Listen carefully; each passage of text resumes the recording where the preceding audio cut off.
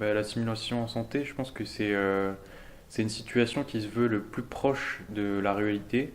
Au sein de l'école, on réalise de la simulation quand on réalise nos TP, par exemple, quand on a des mises en situation de pratique, mais aussi des mises en situation avec des situations concrètes. Pour moi, c'est un exercice qui nous permet de nous confronter à des situations où on ne serait pas forcément confronté en stage ou qu'on n'aurait peut-être pas l'occasion de voir.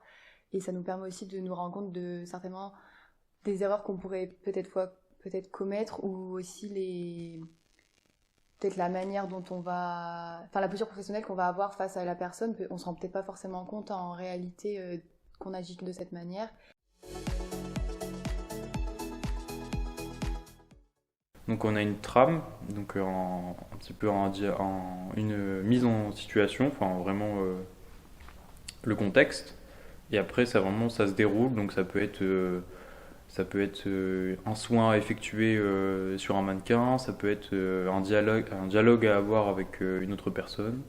Donc c'est très court, ça dure une quinzaine de minutes.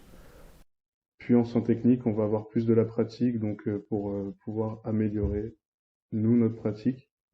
Euh, Ça va être par exemple préparer une perfusion, comme on fait en première année, comme on a évalué, voir tout ce qui est asepsie, les méthodes d'hygiène, la sécurité pour nous en tant qu'étudiants infirmiers.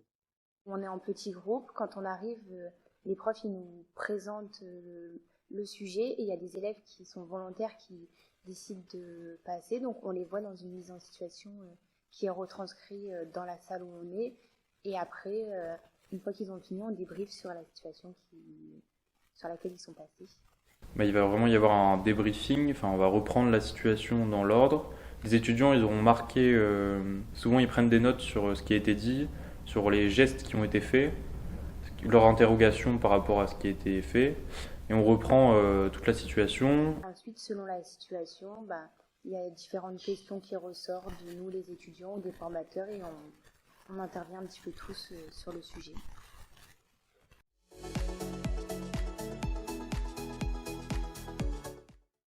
Moi, je pense que c'est vraiment bénéfique pour y avoir participé là il y a quelques semaines, parce qu'en fait, hormis voir la situation, on est vraiment dans une situation dans laquelle on pourrait se retrouver en service et ça nous permet d'avoir moins d'appréhension quand on va en stage, parce qu'on sait que certaines situations complexes, comme quelqu'un en situation de deuil ou quelqu'un qui est vraiment très énervé, très en colère, on a déjà pu l'appréhender en TP.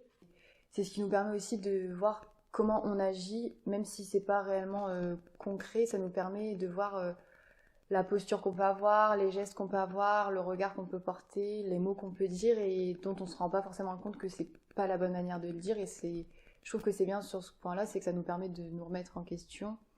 Et en tant que futur professionnel, ça nous permet de connaître des situations où peut-être que sur les lieux de stage, on n'aura pas forcément connu. Ça va nous permettre d'apprendre avant d'aller sur le terrain et donc d'être plus confiant au moment des soins, donc soins techniques ou soins relationnels, de savoir quoi mettre en pratique. C'est vraiment positif, enfin, ça apporte que du positif et il n'y a jamais de jugement entre nous. Au contraire, on se donne des conseils, on dit moi j'ai agi comme ça parce que je pensais que c'était bien, moi j'aurais fait ça. Enfin, chacun se donne des conseils, mais il n'y a jamais de jugement et même les formateurs ils sont toujours bienveillants avec nous lors des situations.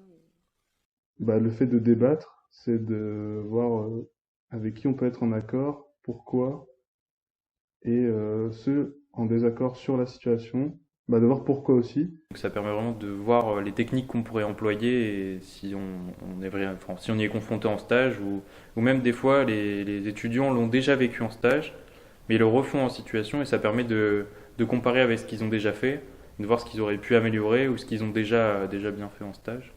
Donc ça permet vraiment après une aisance sur les lieux de stage et même dans la profession future.